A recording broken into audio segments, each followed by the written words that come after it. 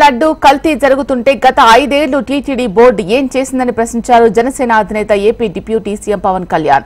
లడ్డు అపవిత్రం జరుగుతూ ఉంటే సుబ్బారెడ్డి, ధర్మారెడ్డి ఏం చేశారని నిలదీశారు. తప్పులు చేసిన వారిని జగన్ ఎలా సమర్థిస్తారని ఫైర్ అయ్యారు. కోట్ల మంది స్వీకరించే ప్రసాదాన్ని అపవిత్రం చేస్తారా అంటూ ఆవేదన వ్యక్తం చేశారు. దోషులకు కఠిన శిక్ష పడాలని, లడ్డు వివాదంపై కేబినెట్ భేటీలో అసెంబ్లీలో చర్చ జరగాలని డిమాండ్ చేశారు. అలాగే సీబీఐ దర్యాప్తుపై సీఎం చంద్రబాబు నిర్ణయం తీసుకోవాలని కోరారు పవన్. తిరుమల శ్రీవారి లడ్డు ప్రసాదం కల్తీపై ఆయన ప్రాయశ్చిత్త దీక్షకు పూనారు. గుంటూరు జిల్లా నంబూరులోని శ్రీ దశావతార వెంకటేశ్వర స్వామి ఆలయంలో పవన్ దీక్ష చేపట్టారు. నేటి నుంచి 11 రోజుల పాటు పవన్ ప్రాయశ్చిత్త దీక్ష కొనసాగనుంది. దీక్ష ముగిసిన అనంతరం తిరుమల శ్రీవారిని దర్శించుకోనున్నారు పవన్. దీంట్లో ఒక నిందించట్ల టీటీడీ బోర్డు ఉంది. వైసీపీ కాన్స్టిట్యూట్ చేసిన టీటీడీ బోర్డు ఉంది. వైవి సుబ్బారెడ్డి గారు ఉన్నారు టీటీడీ చైర్మన్ గా, టీటీడీ ఈవోగా ధర్మారెడ్డి గారు ఉన్నారు. మళ్ళీ వాళ్ళు కాకుండా కొత్తగా వచ్చారు.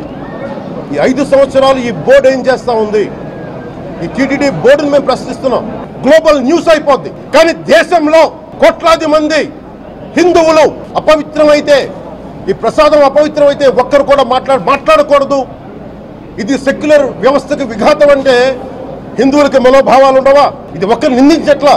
అసలు మీరు ప్రస్తావన చేయకూడదు, ఇది తప్పు, ఇది మాట్లాడకూడదంటే ఎట్లా? ఇదే వేరే మతానికి మీరు అన్వయిస్తారా?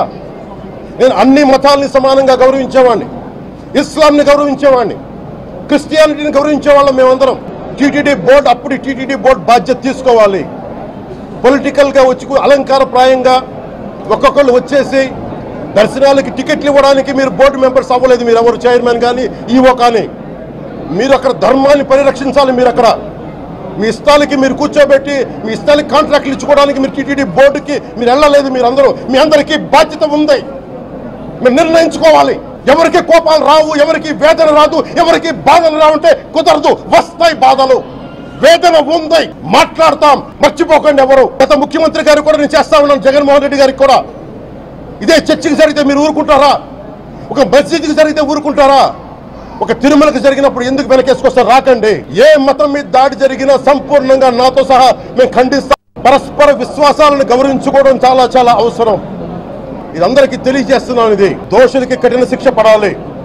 అలాగే ముఖ్యమంత్రి గారికి కూడా నేను తెలియజేసుకున్నాను, చంద్రబాబు నాయుడు గారికి కూడా కేబినెట్ మీటింగ్ జరగాలి, అసెంబ్లీలో చర్చ జరగాలి. అసలు టీటీడీ ట్రస్ట్ లో ఎన్ని అవకతవకలు జరిగినాయి, దీని మీద కూలంకషంగా దీని మీద చర్చలు జరగాలి. మీడియా వారు కూడా అడుగుతున్నారు దీన్ని సిబిఐకి తీసుకెళ్లాలా లేదా అనేది.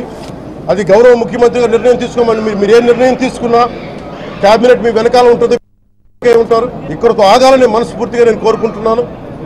అలాగే 40 సంవత్సరాలుగా కర్ణాటకలోని గీ కంపెనీకి ఇస్తా ఉన్నారు. 15,000 కేజీలు అవసరం అవుతుంది నెయ్యి, మనకి స్వచ్ఛమైన నెయ్యి. అలాంటిది వీళ్ళు 1000 రూపాయలు కొన్నదాన్ని వీళ్ళు 360 రూపాయలకే వస్తుందని చెప్పి ఎవరో మిడిల్ మ్యాన్ వచ్చి చెప్పారు.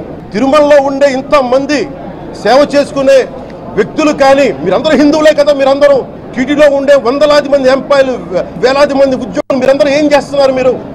మీరు హిందువులు కాదా? మీరు స్వామివారికి అపవిత్రం జరుగుతూ ఉంటే మీరు కల్తీనే జరుగుతుంది మీకు తెలిసి కూడా మీరు ఎందుకు కాముకున్నారు? భయపడ్డారా? వైసీపీ అంటే వైవి సుబ్బారెడ్డి గారంటే భయపడ్డారా? ధర్మారెడ్డి గారంటే భయపడ్డారా?